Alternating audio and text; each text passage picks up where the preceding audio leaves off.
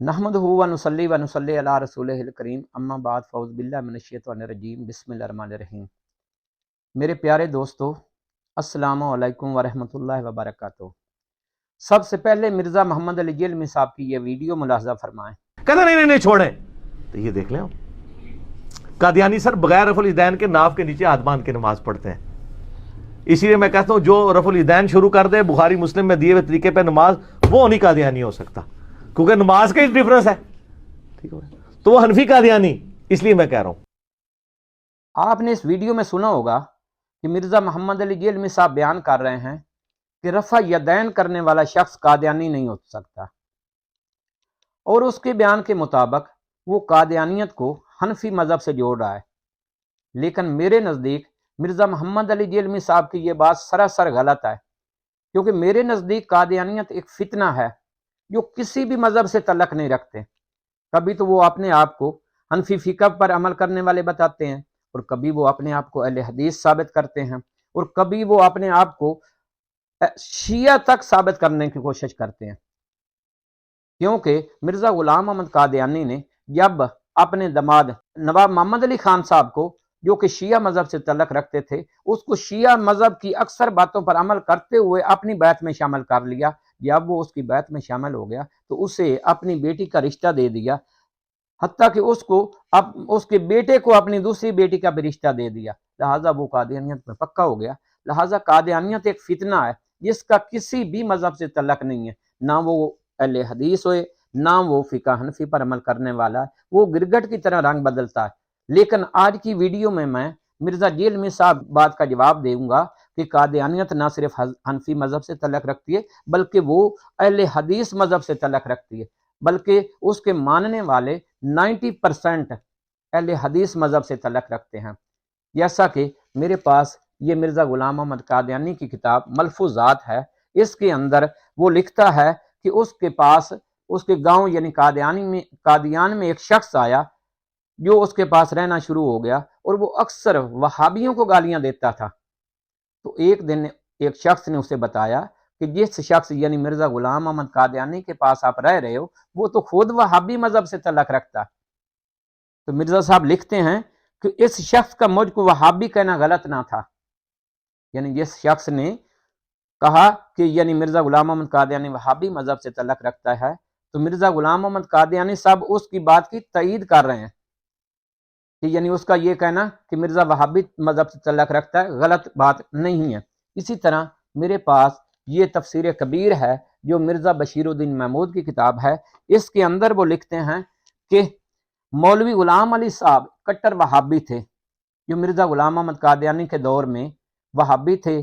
उस दौर में हनफी मज़हब वाले जो थे वो जुमा नहीं पढ़ते थे, क्योंकि उनके नज़दीक जुमा फ़र्ज नहीं था। लिहाजा जब वो जुमा पढ़ते तो 7 एहतियात के तौर पर 4 रकातें अज़ाफ़ी पढ़ लेते, क्योंकि वो कहते अगर जुमा नहीं हुआ तो चलो ज़ोहर की नमाज हो जाएगी। तो मिर्ज़ा बशीरुद्दीन साहब लिखते हैं कि हज़रत मसीह मऊद अलैहिस्सलाम फरमाया करते थे कि एक दफ़ा हम मौलवी ग़ुलाम अली साहब के साथ गुरदासपुर गए। रास्ता में जुमा का वक्त आ गया, हम नमाज पढ़ने के लिए एक मस्जिद में चले गए। आगे बशीरुद्दीन महमूद लिखते हैं कि आपका आम तरीक वहाबियों से मिलता जुलता था। मिर्ज़ा जिलमी साहब सुन लें, ये मिर्ज़ा बशीरुद्दीन महमूद कादियानी खलीफा सानी फरमा रहा है कि मिर्ज़ा ग़ुलाम अहमद कादियानी का आम तरीक वहाबियों से मिलता जुलता था, क्योंकि वहाबी हदीसों के मुताबिक अमल करना अपने लिए ज़रूरी जानते हैं। तो मिर्ज़ा बशीरुद्दीन महमूद तो उनको वहाबी कह रहे हैं, आप कह रहे हैं कि जी वो हनफी मज़हब से तल्लक रखते हैं, तो कितना बड़ा झूठ बोल रहे हैं। इसी तरह तलाक के बारे में ये मेरे पास तफसीर है उनकी, मिर्ज़ा ग़ुलाम अहमद कादियानी की, तो इसके अंदर भी वो तलाक के मसले पर अहले हदीस मसलक का ही बयान कर रहे हैं कि एक साहब ने यह सवाल किया कि जो लोग एक ही दफ़ा 3 तलाक लिख देते हैं, उनकी वो तलाक जायज़ होती है या नहीं। इसके जवाब में फरमाया कि कुरान शरीफ के फरमूदा के रूह से 3 तलाक दी गई हूँ, और उनमें से हर एक के दरमियान इतना ही वक्फा रखा गया हो जो कुरान शरीफ ने बताया। तो इन तीनों की इद्दत के गुजरने के बाद इसका खाविंद कोई तलाक इस बीवी से नहीं रहता। हाँ, अगर कोई और शख्स इस औरत से इद्दत गुजरने के बाद निकाह करे।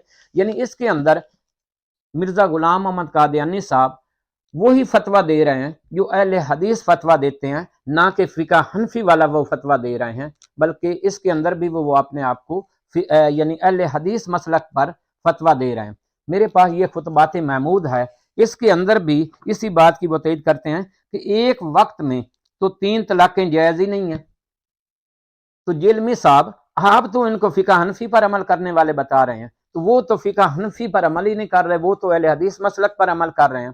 मेरे पास ये मलफूजात है, तो इसके अंदर मिर्ज़ा गुलाम अहमद कादियानी बयान करते हैं, अगर इनका हदीस पर इस कदर इतबार तो रफ़ा यदैन की जो 1400 अहादीस आई हैं, इस पर क्यों नहीं अमल करते? तो ये मिर्ज़ा गुलाम अहमद कादियानी हनफियों को जवाब दे रहा है कि रफ़ा यदैन के बारे में जब 1400 हदीसें आई हैं, तो फिर आप यानी रफ़ा यदैन पर क्यों नहीं अमल करते? तो मिर्ज़ा गुलाम अहमद कादियानी तो रफ़ा यदैन की बात कर रहा है, आप उसे हनफी मज़हब से जोड़ रहे हैं। ये अनवारुल उलूम बशीरुद्दीन महमूद की है, इसके अंदर वो लिखते हैं कि हम अहले हदीस की तरह सीना पर हाथ बांधते हैं, हम अहले हदीस की तरह सीना पर हाथ बांधते हैं। आप कह रहे हैं कि वो नाफ के नीचे हाथ बांधते हैं, या आप गलत बयानी कर रहे हैं, या मिर्ज़ा बशीरुद्दीन झूठ बोल रहा है। ये मेरे पास है उनकी किताब दीनी मालूमात का बुनियादी निसाब, तो इसके सफ़ा नंबर 23 पर लिखते हैं कि हज़रत मसीह मऊद अलैहिस्सलाम सीने पर हाथ बांधते थे। क्या कह रहे हैं? वो कह रहे हैं कि हज़रत मसीह मऊद अलैहिस्सलाम सीने पर हाथ बांधते थे, आप कह रहे हैं कि वो नाफ के नीचे हाथ बांधते थे। कितना बड़ा झूठ आप बोल रहे हैं, कितना बड़ा फ्रॉड आप कर रहे हैं, कितना बड़ा इल्ज़ाम आप हनफी मज़हब पर लगा रहे हैं। वो मान रहे हैं कि हज़रत मसीह मऊद अलैहिस्सलाम सीने पर हाथ बांधते थे, बाज़ लोग नाफ पर या पेट पर बांधते हैं, इस पर कोई इतराज़ नहीं। वो कहता है कि लोग यानी कि बात बांधते हैं, तो इस पर तो इतराज़ नहीं है, लेकिन मिर्ज़ा गुलाम अहमद कादियानी सीने पर हाथ बांधते थे, नाफ के नीचे नहीं बांधते थे। आगे इसके सफ़ा नंबर 42 पर लिखते हैं कि तरावी जो है 8 रकात है, तरावी 8 रकात है। तो जनाब येलमी साहब, हनफी मज़हब के अंदर तो 20 रकात तरावी है, और ये 8 रकात तरावी बयान कर रहे हैं, तो क्या ये हनफी मज़हब से तल्लक रखते हैं या अहले हदीस मज़हब से तल्लक रखते हैं? इसी तरह मेरे पास ये सीरतुल महदी है, तो मैं आपको बताऊंगा कि आखिर ये किस मज़हब से तल्लक रखते थे। तो मिर्ज़ा गुलाम अहमद कादियानी ने 1880 में जब बराहीन अहमदिया लिखना शुरू की, तो सबसे पहले उन पर जो फतवा लगाया गया था वो हनफी मज़हब वालों ने लगाया था। मौलवी गुलाम दस्तगीर कसूरी हनफी मज़हब से तल्लक रखते थे, मौलवी अब्दुल्ला, मौलवी मोहम्मद, मौलवी अब्दुल अजीज़ हनफी मज़हब से तल्लक रखते थे। जेलमी साहब, अगर आपकी जहलियत है तो ज़रा सोचें, आप कादियानियत को हनफी मज़हब से ना जोड़ें। आपको पता होना चाहिए कि सबसे पहला जो फतवा लगाया गया था वो हनफी मज़हब वालों ने लगाया था, और उस वक़्त जो दफ़ा किया था मिर्ज़ा गुलाम अहमद कादियानी का, वो वहाबी लोगों ने दफ़ा किया था। और सबसे पहले इसकी हमायत में जो किताब लिखी थी वो मौलवी मोहम्मद हुसैन बटालवी ने लिखी थी, जिसने वहाबियत का नाम अहले हदीस लिखवाया था। और उसी के बारे में ये सीरतुल महदी है कि उसकी शादी जो करवाई गई थी वो मिर्ज़ा गुलाम अहमद कादियानी की बीवी की तहरीर है। वो लिखती हैं कि आप बयान किया मुझसे हज़रत वालदा साहबा ने कि मेरी शादी से पहले हज़रत साहब को मालूम हुआ था कि आपकी दूसरी शादी दिल्ली में होगी। चनाचे आपने मौलवी मोहम्मद हुसैन के बटालवी के पास इसका जिक्र किया। ये बटालवी साहब वही हैं जो अहले हदीस मसलक के बानी हैं, कि उसके पास मिर्ज़ा गुलाम अहमद कादियानी ने अपनी शादी का जिक्र किया। तो चूंकि इस वक्त इसके पास तमाम अहले हदीस लड़कियों की फहरिस्त रहती थी, मौलवी मोहम्मद हुसैन बटालवी क्योंकि अहले हदीस मसलक का बानी था, उसके पास तमाम अहले हदीस लड़कियों की लिस्ट होती थी, और मीर साहब भी अहले हदीस थे। मिर्ज़ा गुलाम अहमद कादियानी के जो सुसर थे वो भी अहले हदीस थे। तो उसने यानी कि बता दिया मिर्ज़ा गुलाम अहमद कादियानी को कि मीर नासिर नवाब की बेटी है, तो उसका मैं रिश्ता करवा देता हूँ। तो मिर्ज़ा गुलाम अहमद कादियानी का जो रिश्ता करवाया गया वो किसने करवाया? अहले हदीस मसलक के बानी मौलवी मोहम्मद हुसैन बटालवी ने। और उस वक़्त करवाया जिस वक़्त उस पर कुफर का फतवे लगे हुए को तकरीबन 10 महीने गुजर गए थे। और उसका निकाह किसने पढ़ाया? जेलमी साहब, आपको पता होना चाहिए। तो उसका निकाह भी करवाने वाले अहले हदीस सैयद नज़ीर हुसैन देलवी थे। और उसके बदले क्या मिला उनको कि حضرت صاحب نے نکاح کے بعد مولوی نذیر حسین کو 5 روپے دیے، یہ علمی صاحب شرم کریں، اور ایک مسلح نظر دیا تھا۔ کیا سید نذیر حسین دہلوی رفع یدین نہیں کرتے تھے؟ کیا مولوی محمد حسین بٹالوی رفع یدین نہیں کرتے تھے؟ یہ اس کی شادی کروا رہے ہیں، کہاں کروا رہے ہیں؟ رفع یدین کرنے والوں میں شادی کروائی گئی، کروائی کس نے؟ رفع یدین کرنے والوں نے۔ نکاح کس نے پڑھوایا؟ رفع یدین کرنے والے۔ آپ اسے حنفیت کے ساتھ جوڑ رہے ہیں۔ یہ میرے پاس کتاب ہے،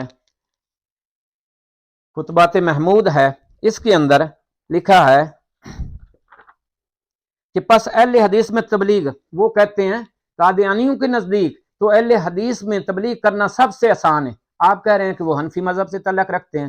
یہ بشیر الدین محمود کہہ رہا ہے کہ ہمارا سب سے بڑا شکار اہل حدیث مسلک ہے، کیونکہ وہ توحید سے زیادہ تعلق رکھتے ہیں۔ وہ لکھتے ہیں کہ پس اہل حدیث میں تبلیغ کا کام ہمارے لیے آسان ہے، اگر وہ اس ملک میں قائم ہو جائیں تو ہمارے لیے آسانی ہو سکتی ہے کہ ہم ان کو جلدی احمدی بنا سکتے ہیں۔ وہ تو کہہ رہا ہے ہمارے لیے یعنی اہل حدیث کو احمدی بنانا آسان ہے، بجائے حنفی کا تو وہ ذکر ہی نہیں کر رہا، اور آپ کہہ رہے ہیں کہ قادیانی حنفی ہیں۔ آگے اسی طرح تحریک احمدیت میں لکھا ہوا ہے کہ ہمارا پچھلا تجربہ بتاتا کہ احمدیہ میں جس قدر جلد وہابی داخل ہوتے ہیں۔ کون داخل ہوتے ہیں جلمی صاحب؟ وہابی۔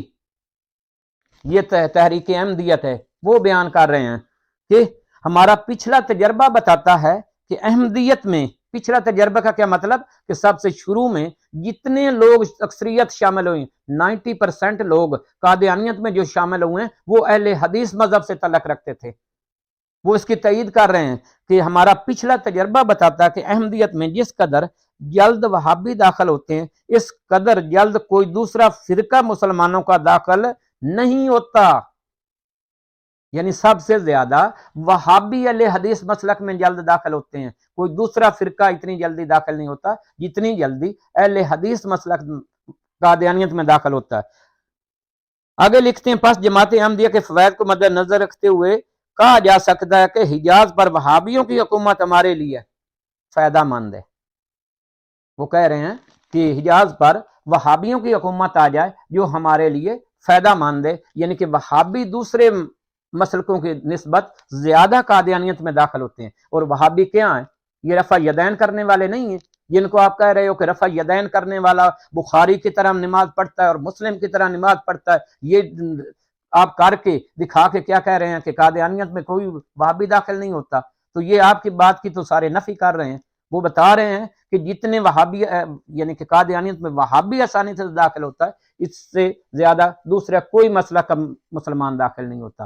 آگے میرے پاس یہ کتاب ہے مکتوبات احمد، اس میں وہ لوگ بیان کیے گئے ہیں جو سب سے پہلے وہابی تھے۔ تو آپ کو پتہ ہونا چاہیے پہلا خلیفہ حکیم نور الدین کیا تھا؟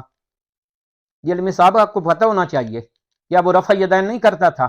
اسی طرح دوسرا مولوی عبد الکریم سیال کوٹی جو خبیث کتے کی موت مرا تھا، وہ بھی کیا تھا؟ اہل حدیث نہیں تھا، وہ وہابی نہیں تھا۔ کیا غلام رسول راجے کی وہابی نہیں تھا؟ مولوی صادق وہابی نہیں تھا؟ کیا مولانا احسن امروئی وہابی نہیں تھا؟ کون ہے جو وہابی نہیں ہے؟ آپ مجھے بتائیں۔ یہ میں پڑھ رہا ہوں مکتوبات احمد کے اندر لکھا ہوا ہے کہ مرزا امان اللہ صاحب، منشی امیر الدین، منشی عبد الحق، بابو الہی بخش، حافظ محمد یوسف، منشی محمد یعقوب صاحب وغیرہ ہم، یہ سب کے سب اہل حدیث تھے۔ علمی صاحب آپ تو کہہ رہے ہیں کہ حنفی مذہب یا رفع یدین کرنے والا قادیانیت میں داخل ہی نہیں ہو سکتا، تو وہ کہہ رہے ہیں یہ اہل حدیث ہے، تو رفع یدین اہل حدیث نہیں کرتے؟ کیوں جھوٹ بول رہے ہو؟ کیوں لوگوں کو گمراہ کر رہے ہو؟ آگے لکھتے ہیں اور حضرت مسیح موعود کے ساتھ انہیں قبل از دعویٰ مسیحیت ارادت تھی، انہیں تو اس نے دعویٰ ہی نہیں کیا تھا تو وہ لوگ اس سے محبت کرتے تھے۔ اگر وہ اس وقت اہل حدیث نہیں تھا یا ان سے پیار محبت نہیں رکھتا تھا تو وہ اس کے دعویٰ سے پہلے ہی اس کے ساتھ کیوں محبت کرتے تھے؟ آپ بتائیں۔ میرے پاس یہ بشارت احمدیہ ہے، ڈاکٹر بشارت احمد جو خود پہلے اہل حدیث مسئلہ سے تعلق رکھتا تھا، وہ لکھتا ہے کہ سیالکوٹ میں جب لیکچر سیالکوٹ ہوا تو جب وہاں مرزا غلام محمد قادیانی آیا تو وہاں جس مسجد میں ٹھہرایا گیا وہ اہل حدیث مسلک کی مسجد تھی، جہاں عبد الکریم سیالکوٹی اور دوسرے لوگ، وہ بیان کرتا ہے کہ مجھے اہل حدیث بنا دیا، چنانچہ میں سیالکوٹ شہر میں اہل حدیث کی مسجد میں نماز جمعہ پڑھا کرتا تھا۔ مولوی عبد الکریم صاحب سیالکوٹی ہمارے امام ہوا کرتے تھے۔ یہ یکا یک سنا کہ مولوی عبد الکریم صاحب نے حضرت مرزا صاحب کی بیعت کر لی ہے، اور وہ کہتے ہیں کہ یہی شخص مسیح موعود ہے۔ آگے لکھتے ہیں کہ یہ مولوی صاحب حضرت اقدس مرزا صاحب کے استاد مولوی فضل احمد مرحوم کے بیٹے تھے، یعنی کہ مولوی مبارک علی اہل حدیث نے جب اس کی بیعت کی تو وہ مرزا غلام محمد قادیانی کے استاد کے بیٹے تھے، اور نہایت فاضل اور عالم تھے، اہل حدیث بھی تھے اور عالم بھی تھے۔ آگے لکھتے ہیں پھر تو بیعت کرنے والوں کا تانتا بند گیا۔